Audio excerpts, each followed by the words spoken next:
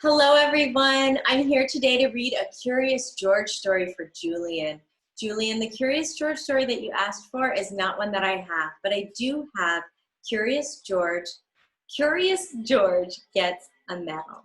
Let's read it together. This is George. He lived with his friend, the man with the yellow hat. He was a good little monkey and always very curious. George was alone this morning looking at a picture book when the doorbell rang. It was the letter carrier. "Here's a letter for you," he said. "Put it on your friend's desk and he'll read it to you when he comes home." George was curious. It wasn't every day that someone wrote to him. Too bad he couldn't read the letter, but maybe he could write one himself. In the top drawer of the desk, there was paper and ink and a fountain pen. George sat down on the floor. He began to write, but the pen was dry. Oh dear. It needed ink. George would have to fill it. He got a funnel from the kitchen and started pouring ink. But instead of going into the pen, the ink spilled all over and made a big blue puddle on the floor. It was an awful mess. Quickly, George got the blotter from the desk, but that was no help. The puddle grew bigger all the time. George had to think of something else. Why, soap and water. That's what you need to clean up with. From the kitchen shelf, he got a big box of soap powder and poured all the powder over the ink. Do you think that will work? Then, oh dear, he pulled the garden hose through the window, opened the tap, and sprayed water all over the powder. Now, what do you think happens when you mix soap with water? Bubbles began to form, and then some lather, and more lather, and more lather, and more lather. Do you know what lather is? When you use soap and water in your hands and you scrub your hands together all over and those tiny little foamy bubbles form, that's lather. And now he's got a room full of it. Oh my goodness, wait till you see this. In no time, the whole room was filled with lather. So full indeed that George had to escape in a hurry.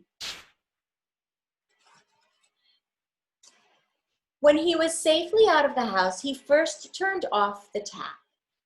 But what next? How could he get rid of all of the lather before his friend came home? George sat down in the grass and thought for a long time. Finally, he had an idea. He would get his big shovel and shovel the lather out of the window. But where was the lather? Well, George had been outside thinking. It had all turned into water. Now the room looked like a lake, and the furniture like little islands in it. The shovel was of no use. The pump was what George needed. He needed a pump to get the water out, and he just knew where to find one. He had seen a portable pump at the farm down the road. The farmer was away working in the fields, and no one noticed George when he got the pump out of the shed. It was heavy. He would need help to pull it all the way back to the house.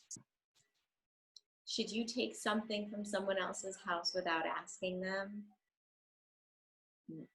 That was not a good choice, George. Maybe he could tie the goat to the pump and make her pull it? But just as George was about to slip the loop over the goat's head, he was hurled through the air and landed in a pen full of pigs. I do not think that goat wants to help. The biggest pig was standing near the gate. What if George opened the gate just enough to let him out? A big pig could easily pull out a small pump. Carefully, George lifted the latch, and before he knew it, all of the pigs had burst out of the pen, grunting and squealing and trying to get away as fast as they could. George was delighted. He had never seen anything like it. For the moment, all of his troubles were forgotten. But now the pigs were all gone, and not for a single one was left to help him with the pump. Oh, George.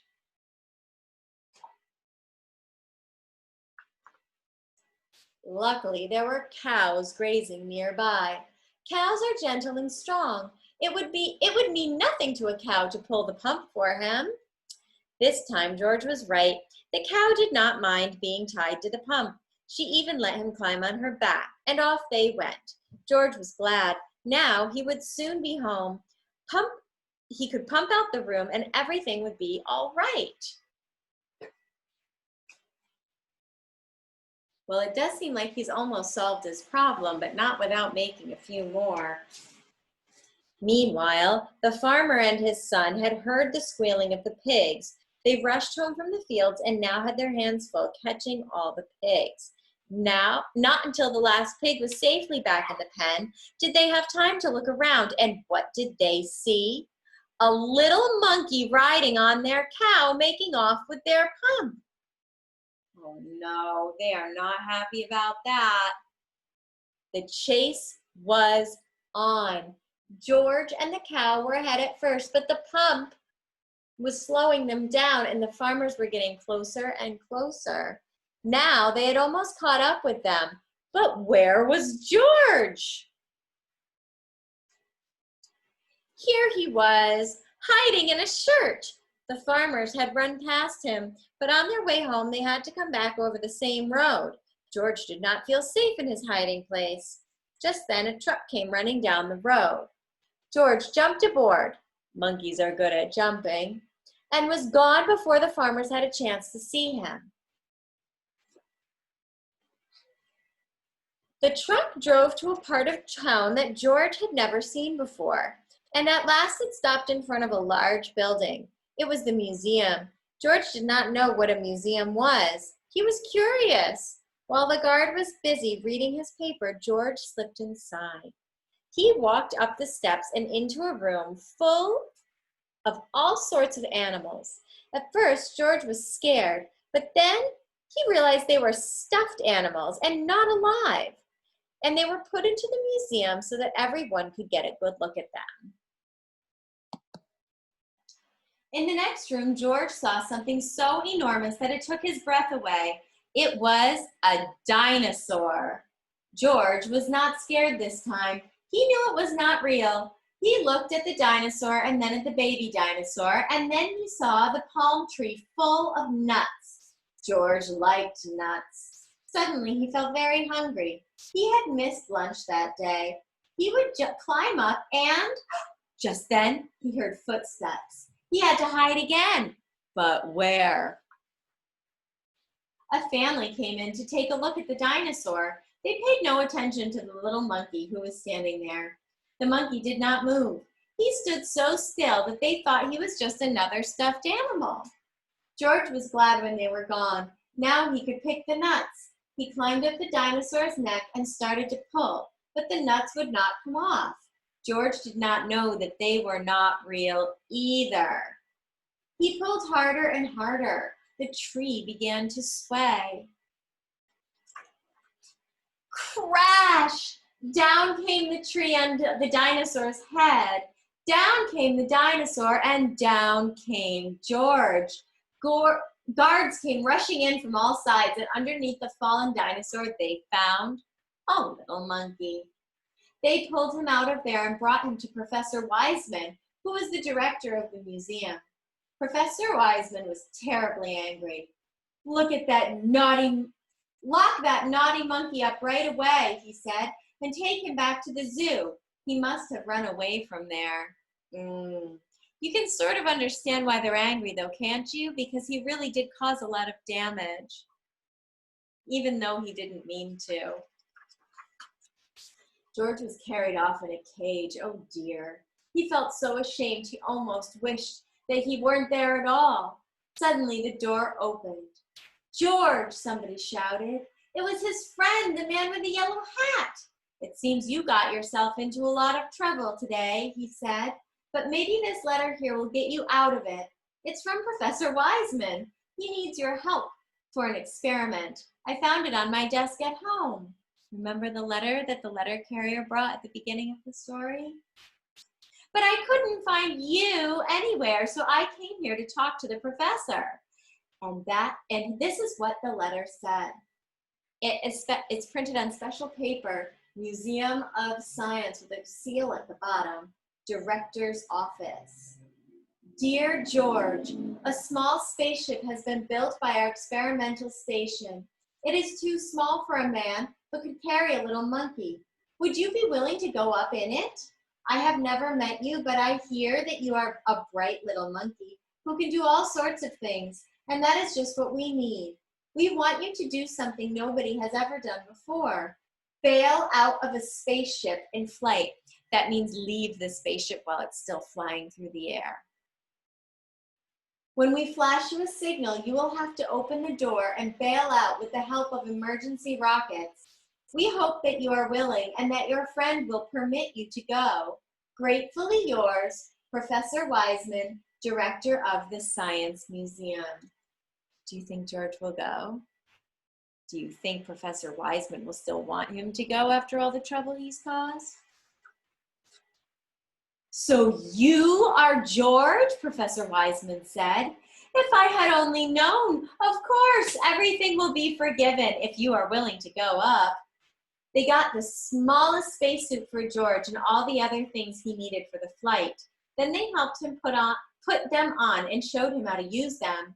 When everything was ready, a truck drove up with a special television screen mounted on it to watch the flight. They all got on and were off to the launch site. They checked all the controls of the spaceship, especially the lever that opened the door. George tried it too. And here's the getting ready to go into space checklist. Number 1, spacesuit complete with shoes and gloves, 1 space helmet, 1 oxygen tank, 2 emergency rockets, 1 parachute. Check, check, check, check, check. Does he have everything he needs to go? I think so. The great moment had come. George waved goodbye and went aboard. The door was closed. Professor Wiseman began to count. 5, 4, 3, 2, 1, go! He pressed the button and the ship rose into the air, slowly first, and then faster and faster, higher and higher, until they could no longer see it in the sky. But on the screen, they saw George clearly all the time. Now the moment had come for George to bail out. Professor Wiseman flashed the signal. They watched the screen. George did not move. Why didn't he pull the lever? In a few seconds, it would be too late. The ship would be lost in outer space with George with it. They waited anxiously. At last, George began to move. Slowly, as if in a daze, he was groping for the lever. Would he reach it in time? There! He had grabbed it. The door opened. Hooray! George was on his way! And see, here's the picture of George in space with all of the scientists watching him. Out of the blue, an open parachute came floating down to Earth. The truck raced over to the spot where George would land. What a welcome for George! Professor Wiseman hung a big golden medal around his neck because, he said, you are the first living being to come back to Earth from a space flight. And on the medal it said, to George, the first space monkey. Then a newspaperman took his picture and everyone shouted and cheered, even the farmer and his son, and the kind woman from next door who had worked for hours to get the water out of the room. Oh, that was kind. I'm proud of you, George, said the man with the yellow hat. I guess the whole world is proud of you today. It was the happiest day in George's life. The end. Oh, and I do hope that George learned a few lessons there. If you find yourself in a situation and you're not sure how to get out of it, you can always ask for help, right? Now, this book was written a long time ago. This is not a new book. This was written in 1957. Now, a long time ago, folks had not traveled into space very much. This weekend, something fun is going to happen. Tomorrow, which is Saturday, May 30th, there will be some astronauts going into space, and you can watch this launch of the rocket ship into space. I hope that the weather cooperates so that the space shuttle can take off. I'm going to put a link on the Parker Parents website so that you can watch it this weekend. I'll be watching with my family too. There won't be any monkeys aboard this rocket though, only people, just human astronauts. Thank you for listening to Curious George Gets a Medal, and I hope you have a very